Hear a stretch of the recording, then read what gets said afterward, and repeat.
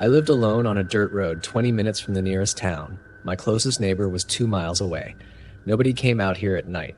Nobody. It was midnight and I was out cold, dead asleep. Few desperate knocks. Harder this time. More frantic. "Help me, please." A young girl's voice, maybe 12 or 13 years old. "My mom's car broke down. She's hurt bad. Please, I need to use your phone."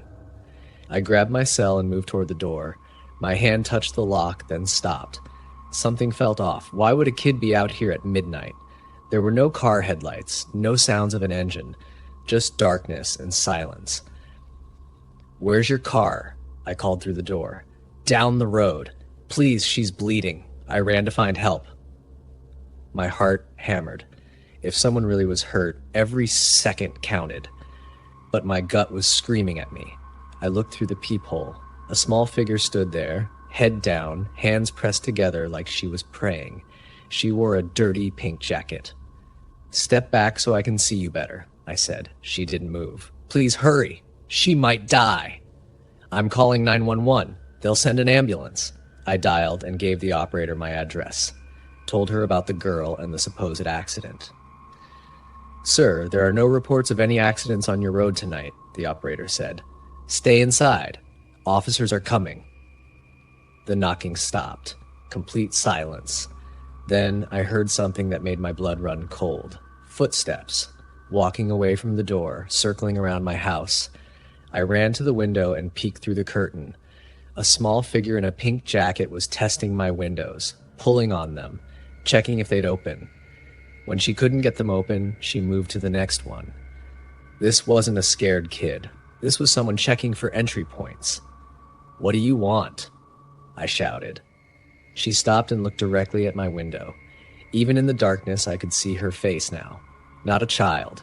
A grown woman, small and thin, with dead eyes that reflected the moonlight. "Everything," she called back. Her voice wasn't young anymore. It was cold and flat. "Your wallet. Your truck keys. Whatever else you've got. Get off my property or I'm calling the police." "Go ahead," she said and smiled. "They're 20 minutes away. We only need 5. "Everything," she said. "Your wallet. Your truck keys. Your gun if you have one. You're going to open this door and give them to me. Because if you don't, I'm going to burn your house down with you inside it." I heard liquid splashing. The sharp smell of gasoline seeped under the door. My stomach dropped. She was pouring it across my porch. "You're insane," I whispered. "No, just desperate. My boyfriend's in your tool shed. He's been there since sunset, waiting. If you run out the back, he'll grab you. If you stay inside, you burn. If you fight, we both have knives and you're outnumbered." I looked toward my back door. The shed. Someone could be hiding there. I hadn't checked. Why would I? "The police are coming," I said, trying to keep my voice steady. 20-minute response time out here. I checked. We'll be gone in 5 with everything we need. You'll be dead in 3 if you don't open up. I heard a match strike. Everything in me said to run, but where? The back door was a trap. The front was suicide. Windows, too small, with security bars I'd installed myself. Then I remembered. The crawl space. Under my kitchen was a 3-foot gap that led to a vent on the side of the house. I'd used it last year to fix some pipes. Okay, I shouted. "Give me a second. My wallet's in the bedroom." I ran to the kitchen and ripped up the loose floorboard. I could hear her laughing outside. 30 seconds or I light it. I squeezed into the crawl space, pulling the board back over me. Dust and spider webs filled my nose. I crawled on my belly toward the side vent, my phone clutched in my hand for light. Above me, I heard glass shatter. She'd broken a window. Fire roared to life. Smoke poured into the crawl space. I crawled faster, gasping, my lungs burning. The vent. I reached it and pushed. Stuck. Years of rust and dirt had sealed it shut. I slammed my shoulder against it once, twice. Behind me, orange light flickered as flames ate through the floorboards. One more hit. The vent burst open. I tumbled out into the cold night air, gasping and coughing. I could see them now. A woman in a pink jacket, not a child at all, just short and thin, and a man running from the shed toward my burning house. They hadn't seen me yet. I ran into the woods, branches cutting my face. I could hear them shouting, realizing I'd escaped. My phone had 1 bar of signal. The 911 operator was still on the line. "They're trying to kill me," I gasped, my voice breaking. "They set my house on fire. They're still out here. Please hurry." I hid behind a fallen tree, watching my house burn. Orange flames devoured everything I owned. My photos, my grandfather's watch, years of memories turning to ash. The heat was so intense I could feel it from 50 feet away. The 2 figures stood in my yard, silhouetted against the fire. They weren't running, they were watching. Making sure. The woman pointed toward the woods where I'd disappeared. The man started walking in my direction. I pressed myself flat against the cold ground, barely breathing. I could hear his footsteps crunching through dead leaves. Getting closer. 20 feet away. 15. Police sirens finally screamed in the distance. The footsteps stopped. I heard the woman shout something. Then they both ran to a car hidden in the trees and tore down the dirt road, headlights off. The police caught them at a roadblock 15 miles away. I spent that night at the police station, wrapped in a blanket, still shaking and smelling like smoke.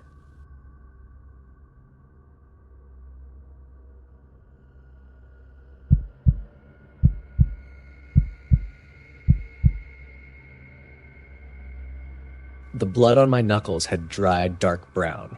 I couldn't remember whose face I'd hit or why I'd hit it so many times. The last thing I clearly remembered was Joe handing me another drink at the party, laughing about something stupid. Then everything went red. Now I was in a cell. The metal bench felt like ice under my legs. Mark sat beside me, quiet and stiff. Joe paced back and forth, his shoes scraping against the concrete floor. The sound made my teeth hurt. Everything made my head hurt. "They're gonna let us out soon," Joe kept saying. "Just a drunk and disorderly. That's nothing. We'll be out by morning." But something felt wrong. The officer who'd brought us in had smiled when he locked the door. Not a friendly smile. A smile like he knew a secret. The holding cell wasn't like what you see on TV. It was old. Really old. The walls had layers of paint peeling off, showing different colors underneath like sick, rotting skin. There was a toilet in the corner with no seat, just a stained bowl. The smell coming from it made my stomach turn. "Rob," Mark whispered. His voice shook. "Did you hear what happened to that guy last month? The one who got arrested after that bar fight downtown?" "Shut up," Joe said. "Don't start with your stories." "They found him dead in his cell. Hung himself, they said. But his sister said he'd never do that. She said a door slammed somewhere far away in the building. The sound echoed through the walls like a gunshot. We all jumped. "What time is it?" I asked. Nobody knew. They'd taken our phones, our wallets, everything. There was no clock in the cell, no window, just a flickering light bulb covered by a metal cage. Then the lights went out. Complete darkness swallowed us. Mark made a choking sound. Joe bumped into something and cursed. "It's just the power," I said, but my voice didn't sound convincing. "Old building. Happens all the time." "Then why aren't we hearing anything?" Mark asked. "No backup generators, no emergency lights, nothing." He was right. The silence pressed against my ears like water. Deep, heavy silence that felt alive. A smell drifted into the cell. Gasoline, strong and sharp, burning the inside of my nose. "You guys smell that?" Joe's voice came from the darkness. Before anyone could answer, we heard footsteps. Slow, deliberate footsteps coming down the hallway. But they didn't sound like officers' boots. They sounded soft, like bare feet on concrete. The footsteps stopped right outside our cell. My heart slammed against my ribs. I couldn't see anything, but I felt someone standing there, inches from the bars, breathing. Wet, raspy breathing that wasn't quite right. "Hello?" Joe called out. His voice cracked. "Officer?" No answer. Just that breathing, getting faster. Then a match struck. The tiny flame lit up a face I'll never forget. It wasn't an officer. It was another prisoner, a man I hadn't seen before. His eyes were wide, too wide, and his mouth hung open in a permanent smile. His skin looked yellow in the match light, stretched tight over his skull. He held the match up to show us what he was holding in his other hand. A plastic container. The smell of gasoline got stronger. "My name's Rob," I heard myself say, like introducing myself would somehow matter, would somehow make this man see me as human. We didn't do anything serious. We were just drunk. Please. The man tilted his head, studying us like bugs in a jar. Then he started pouring the gasoline. It splashed across the floor, seeping under the bars, spreading into our cell like a living thing. "No, no, no," Mark screamed. He threw himself at the bars, shaking them. "Help! Somebody help us!" Joe joined him, both of them screaming, pulling at the bars until their hands bled. I stood frozen, watching the gasoline pool around our feet, watching that man's smile grow wider. He pulled out another match. "This is what you deserve," he said. His voice sounded like grinding metal. "You and everyone like you. Coming to our town, starting fights, thinking you own the place." The match scraped against the box. That's when Joe did something I never expected. He took off his shirt and stuffed it through the bars, shoving it into the man's face. The crazy man stumbled back, and Joe grabbed his arm through the bars, holding him tight. "Rob, the container!" Joe yelled. I lunged forward, reaching through the bars, and knocked the container from the man's hand. It clattered away, spilling gasoline everywhere. The man fought against Joe's grip, making horrible animal sounds, trying to strike another match with his free hand.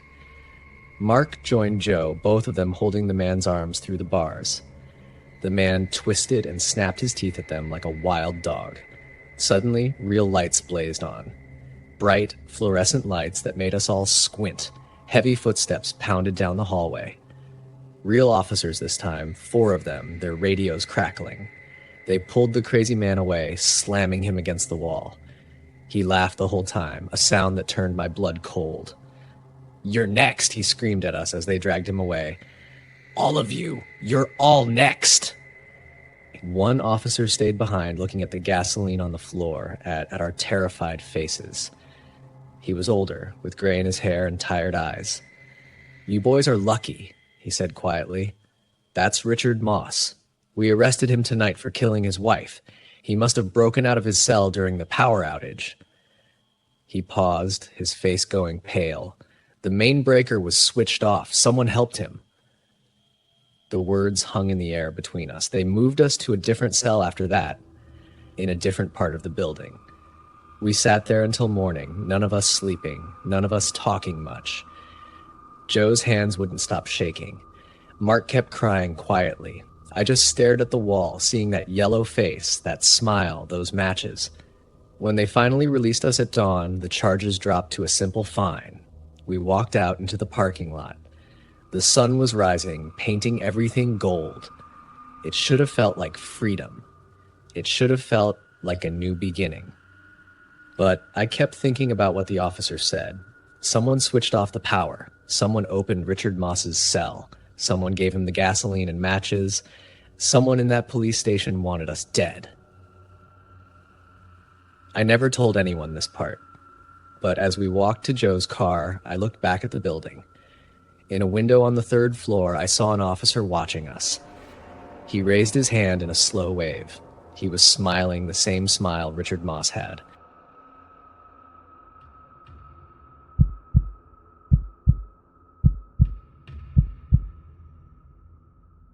The first time I saw him, my skin went cold. He walked through the revolving doors of the Grandview Hotel like any other businessman.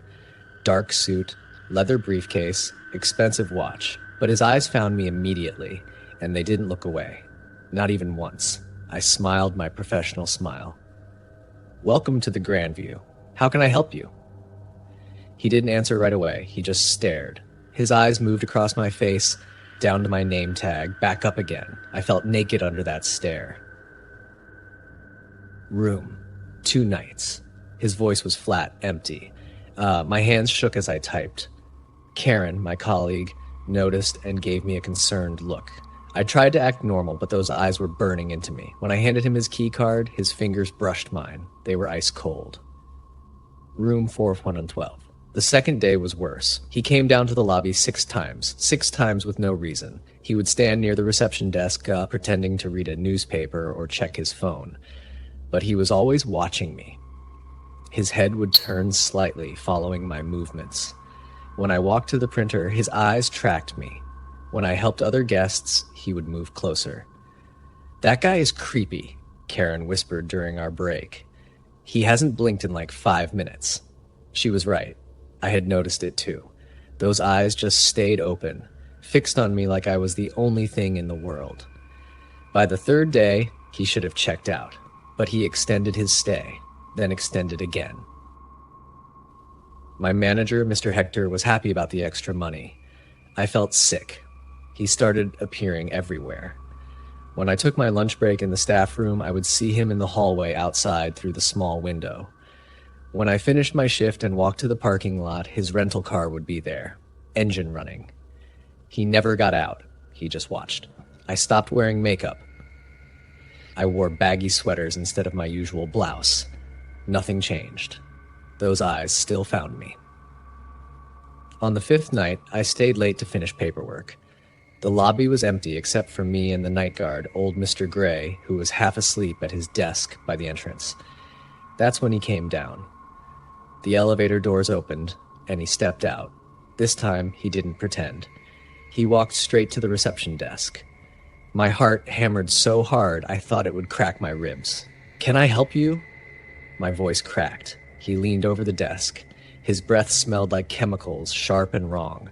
"You're so beautiful. Do you know that? Everyone tells you that, don't they?" My mouth went dry. "Sir, I need you to step back. I've been watching you, learning everything about you. You drive a blue Honda. You leave at 11 p.m. on Thursdays. You live alone on Cornwall Street, apartment 3B. The room tilted. He knew where I lived. How did he know where I lived? I'm calling security." I reached for the phone. His hand shot out and grabbed my wrist. His grip was like steel. "No, you're not." I tried to scream, but fear closed my throat. Mr. Gray was snoring. No one else was around. "We're going to walk outside together," he said softly. "You're going to smile. You're going to act normal, because if you don't, I will hurt you in ways you cannot imagine. Do you understand?" I nodded. I was speechless. He pulled something from his jacket.